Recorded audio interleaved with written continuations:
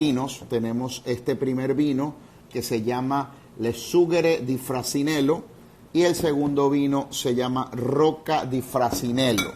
Son dos vinos italianos. Obviamente vamos a preguntarle un poquito a nuestro amigo Alessandro sobre la situación del coronavirus en Italia, que nos tiene a todos muy preocupados, nos tiene con mucha solidaridad por nuestros amigos. Hola Alberto, ciao, ¿cómo estás? Qué bueno que estés aquí.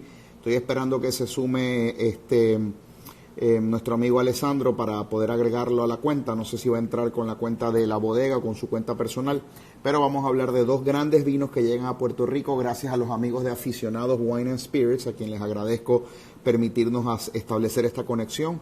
Obviamente todo el mundo está en la casa, todo el mundo está un poco esperando qué va a pasar, cuánto tiempo más, y aquí tengo a Rocca di Frassinello. Vamos para allá. Esperamos la conexión con Italia. Vamos gracias a la magia de la tecnología, a hablar con nuestro amigo Alessandro para saber cómo está la situación allá en la bella Italia. Ciao, amigo. How are you? Ciao. I'm fine, thank you. And you, how are you? How are you? I'm good, my friend. You know, I was doing my introduction to my viewers here, and I was telling them that, you know, we talked about a week ago on the Castellare wines, and now we're going to go with Rocca di Frassinello. I got two wines here that they brought to I see you got the same wines. The magic of technology. Our friends from Aficionados are kind enough to help us to provide content and to provide some education and fun to our viewers and your viewers as well in these difficult times. I mean, you know, we're trying to even within all the difficulties, try and do something cool, something educational. So first of all, my dear friend, before we get into the wines and before you can tell me everything about this beautiful winery and what's behind it and the mission and vision, how's the situation in Italy with the virus? So first of all, Eduardo, let me say thank you very much to continue to support Italy and to support Italian wines and to support us, of course. So Italy, as you know, is in a very, very difficult moment right now. Yeah. Unfortunately, the last 2 days we had the highest peak of people dying, and we are really suffering for the situation we have in Italy. But we have to keep us strong, and we have to pray God every single day to help all of us to move out of the situation as soon as possible. Today, fortunately, thanks God, the numbers of infections are still growing, but in a less percentage comparing yesterday and 2 days ago, fortunately. So we really hope that today that maintains without yes, any more spikes. Exactly. I see. So we are really thinking that, and we are really hoping that we are at the peak or very close to the peak, and then we can the curve starts to come down. To come down. All of us, we are close at home, so we just. So the 99% of the people stay at home. We are respecting the indication we receive every single day, and so we are here. Are you allowed to go out? I mean, to buy groceries to the supermarket and to the pharmacy, perhaps? Yes, the only three possibilities to move out of the house, or to go to the grocery to buy food, or to go to the pharmacy, or to go to work for the few works are allowed to continue to do. Yeah. And of course, agriculture is still in the basket. It's still allowed. And in fact, we have our workers, especially in the vineyards team, are still working every single day because the nature are not stopping, and and we have to work the vineyards to keep the vineyards in a good shape, and so we try to respect the regulations to try to stay safe as soon as we go out with a mask, with gloves, and we provide the mask to all of our workers, gloves to all of our workers, in order to respect the safe distance one to the other, minimum 2.5 meters, and so the of course the situation is not easy for Is still everybody. is Bergamo still the ground zero of sorts? I mean, the toughest venue in Italy right now, is it still Milano, Bergamo, Lombardia, Yes, or now it's yes. spread? No, it's Lombardia, the highest, and Yeah. then it's Piedmont, Veneto, and Emilia Romagna. So And in the Tuscany, where you live, do you have in the uh, hundreds or the thousands? no, we are in the hundred, in the In the hundred, hundreds. in the hundred. We have 135 people died in Tuscany. That's sad. It's very sad. I mean, the last time we talked was about a little less than a week ago, and you seem very worried, and you're still worried. But now you're telling me something that I guess is a little bit positive, and insofar as that the cases have not crept up dramatically, but have rather stayed consistently over the past 2 or 3 days. So maybe we're nearing to that apex, that top of the curve of sorts, and then it'll gradually start coming down. So hopefully that'll be the Yeah. case. Today I heard in the TV interview to one of the most famous and important virologists, and he said that probably, so of course it's not the mathematical calculation, but is more or less, they suppose that the real peak would be around between the 10th and the 15th of April, the real Okay, peak. and then hopefully things will start to improve after that date. Correct.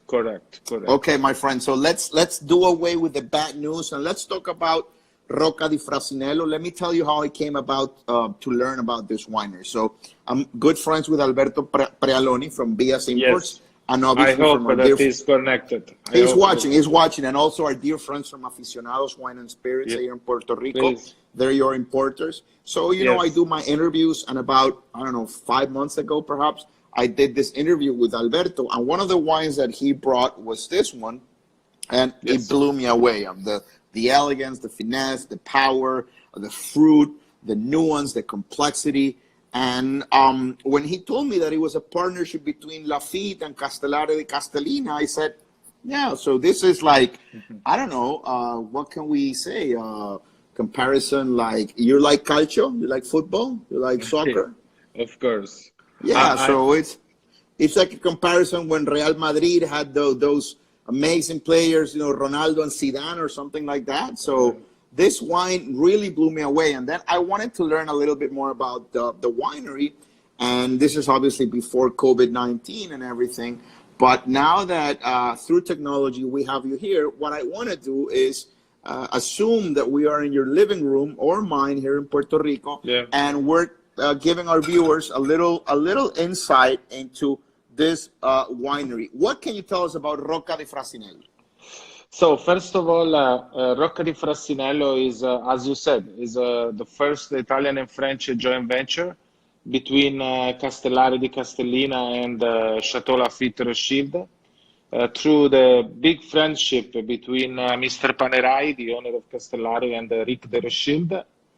And the project was born in 1999, and the cellar was designed by one of the greatest architects in the world, Renzo Piano. The concept of the cellar is totally by gravity. So it's a 3 different level. The first to do the selection of the grapes, the second to do the fermentation, and the lowest as a barrel room, the largest barrel room in the world, so over 5,000 square meters, Wow. with more than 3,000 barrel capacity. And the two wines we have tasting today Yeah, they're is right here. I'm going to show my yeah, viewers. is the second label, Le Sugare, and the flagship, the Rocca di Frassinello. Le This is Sugare, Sugare, Le Sugare. yes, correct, correct. And This is what's the blend here? What are the grape varieties here? this is a 50% Sangiovese, 25 Cabernet Sauvignon, and 25 Merlot. The wine Okay. is fermented in stainless steel and aged for 18 months in French oak. French oak. 50% is new oak and 50% is second time after Chateau Lafite wine. So following our friendship and relationship with Lafite, we have the possibility every single vintage to get some second time barrels after Lafite wine. I And love the nose here. The nose is so obviously quintessential Italian. The herbs, the freshness, the menthol or the mint, if you will. Let's do a little toast here. Let's clink on the salute, my oh, friend. salute, my Salute. friend, mi amici. I mean, the nose is very, very elegant. It screams Italy. Has, you know, the herbs, the spices, the black cherry, a little bit of that note that's so typical from Tuscany, where you get Rosemary. thyme, rosemary, some herbs like Yeah, seasoning, and then absolutely. and on the palate is so silky and so smooth. It's like a caress, like very velvety, very very nice. And this, you said, uses some of those barrels from Lafite as well. Yes, second time pass after Lafite. Yeah, Uh, it's marvelous.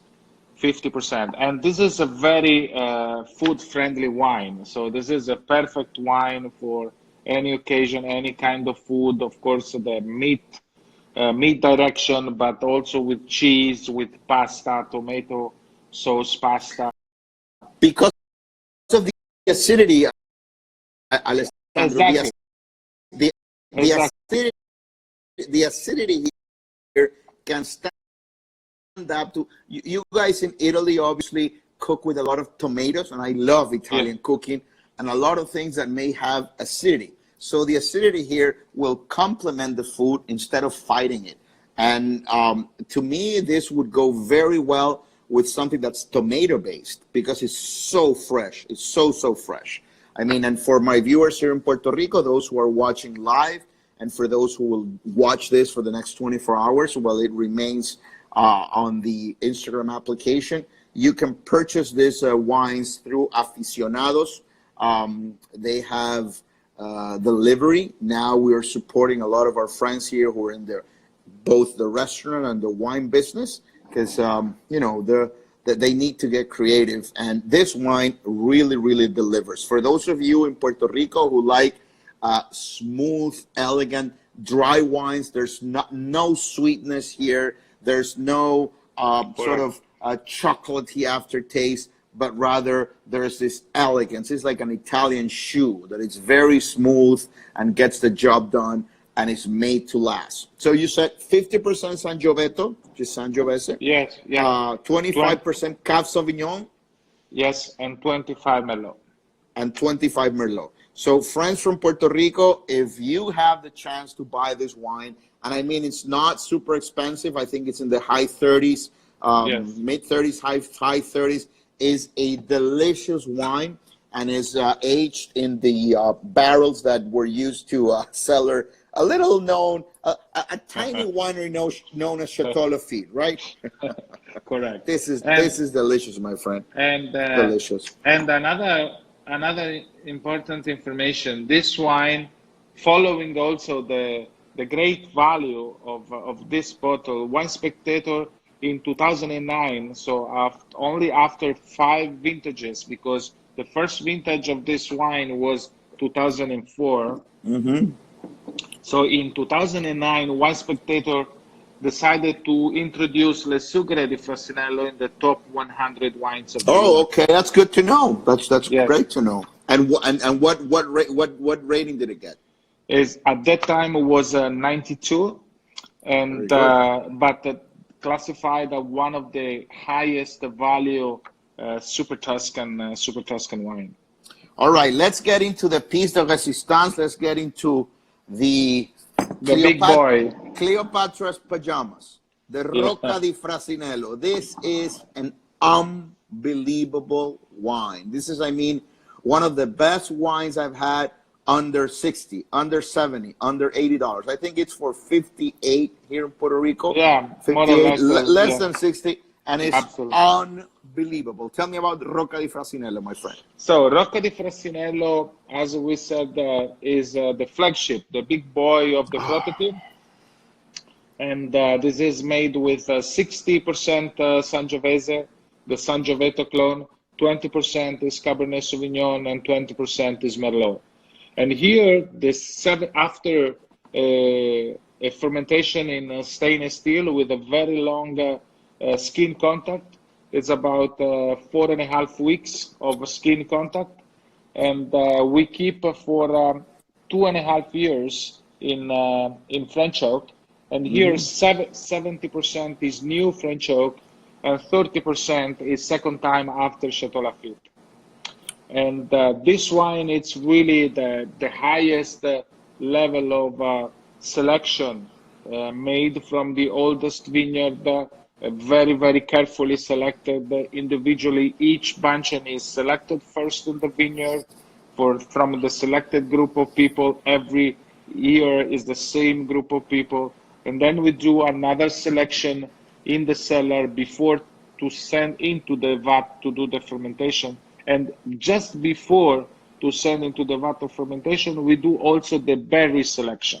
So just to make sure that individually berry per berry is the best quality as possible. The Sangioveto clone here. I want to ask you about the Sangioveto clone here. I believe it's a particular one, right?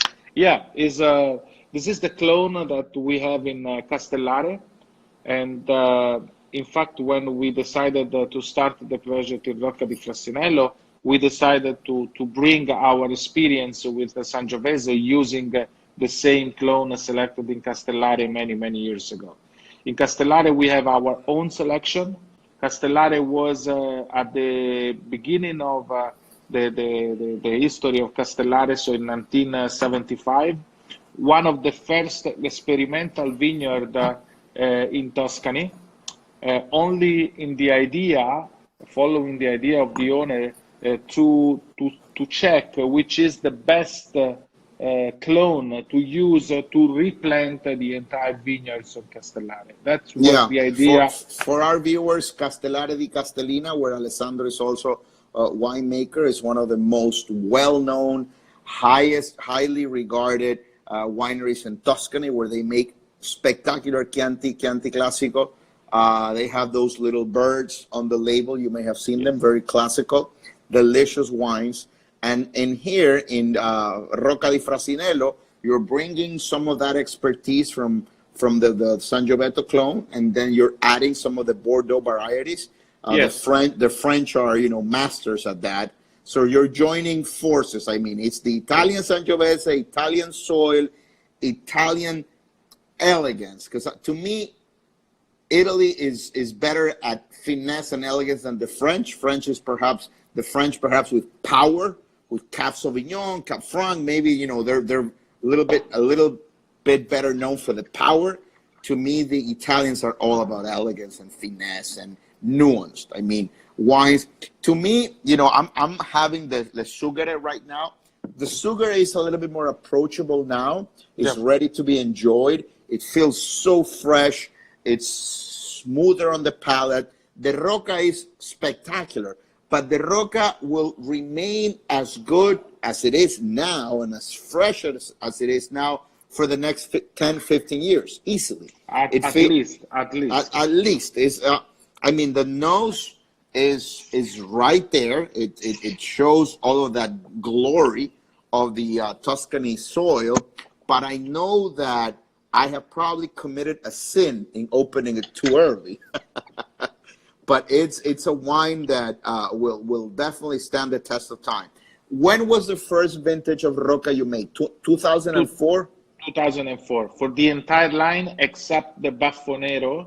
Yeah, you told me about the Baffonero. That is in top of everything, and we started 3 years later in 2007.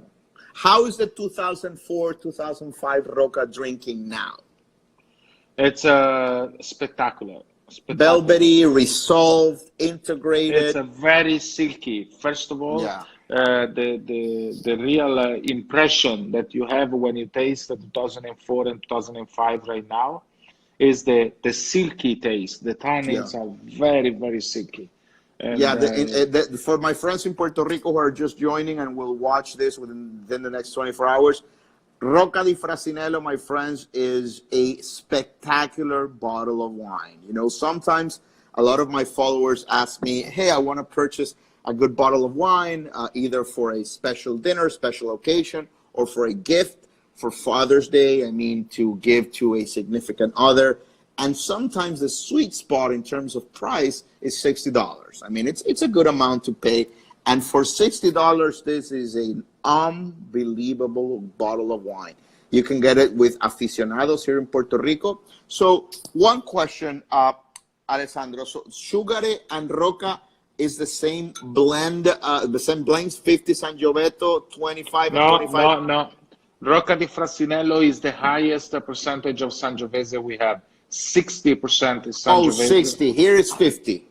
Yes. Okay, so but this is cool. This is cool that you touch on this, because for your top wine, the amount of the indigenous local Italian grape is higher. Is the highest, absolutely. Okay. So Italy, even though obviously it's grown on Italian soil, Italy is front and center here.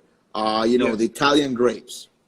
Yes, exactly, and exactly for this reason, considering that in Rocca di Frassinello, even we are in Maremma, we are in one of the most beautiful part of Tuscany to produce Sangiovese, and because we have the same type of soil of Chianti Classico area, but with a different microclimate condition, because we are only 15 kilometers from the Mediterranean Sea, and we have a very beautiful influence of the sea breeze every single day, especially during the evening, especially during the summertime, reducing the temperature and making a wonderful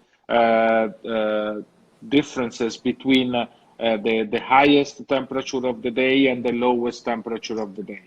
And so for this reason, we have a perfect soil for Sangiovese. And for this reason, we decided with the Rocca, the top of the line, to use the highest percentage of Sangiovese. Does that proximity to the ocean provide for that beautiful salinity and minerality in the wine? Exactly, and a little touch of balsamic notes. Yes, totally, the balsamic notes. The balsamic notes are right there.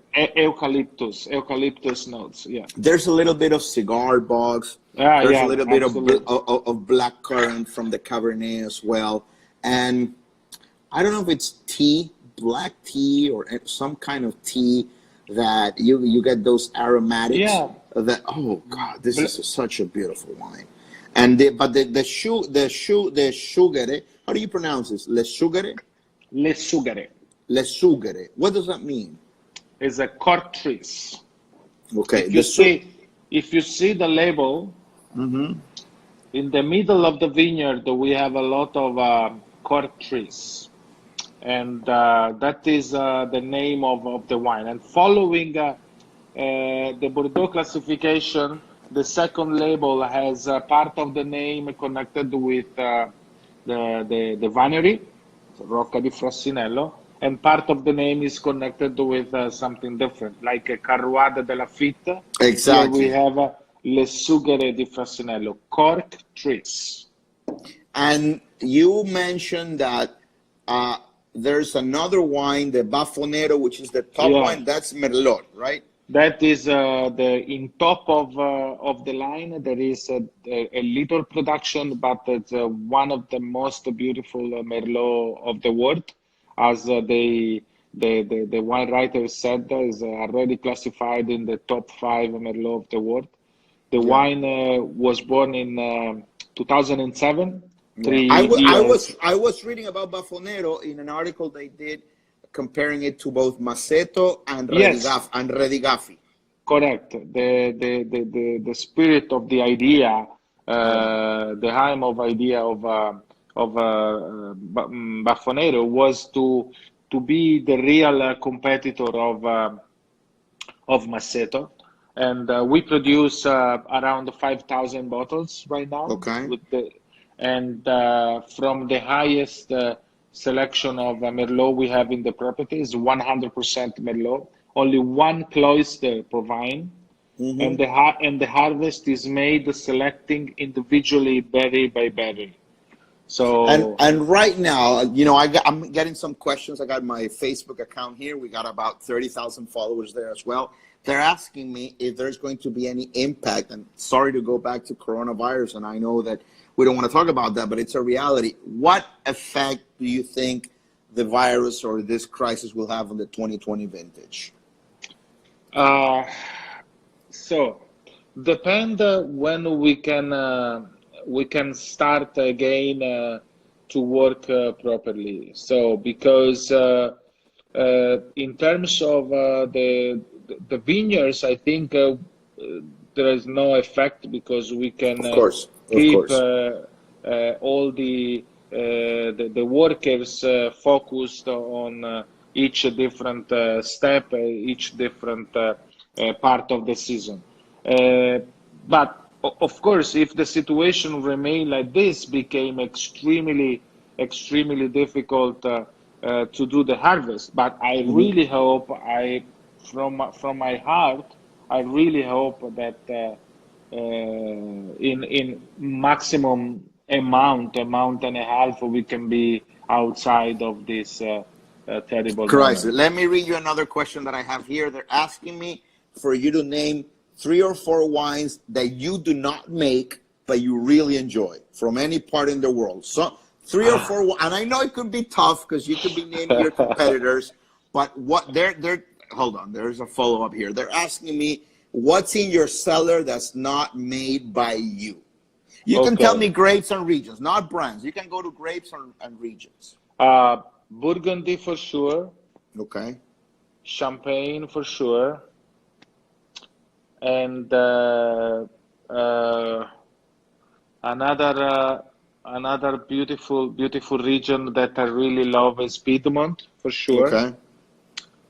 and another beautiful region I really love. I also made some wines from there, but I love in general the wines from that region is from Sicily.